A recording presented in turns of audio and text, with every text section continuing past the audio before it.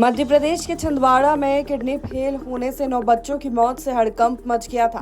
मृत बच्चों की किडनी बायोप्सी रिपोर्ट में टॉक्सिन मीडिएट से किडनी फेल होने की बात सामने आई है। इसके बाद अनुमान लगाया गया था कि कफ सिरप से बच्चों की मौत हुई है। मामले की गंभीरता को देखते हुए मुख्यमंत्री डॉक्टर मोहन यादव ने एक्शन लेते हुए कफ सिरप बनाने वाली कंपनी के सभी प्रोडक्ट्स पर प्रतिबंध लगा दिया है।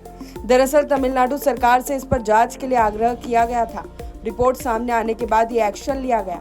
बता दें, कफ सिरप बनाने वाली फैक्ट्री का मुख्यालय तमिलनाडु के कांचीपुरम में स्थित है।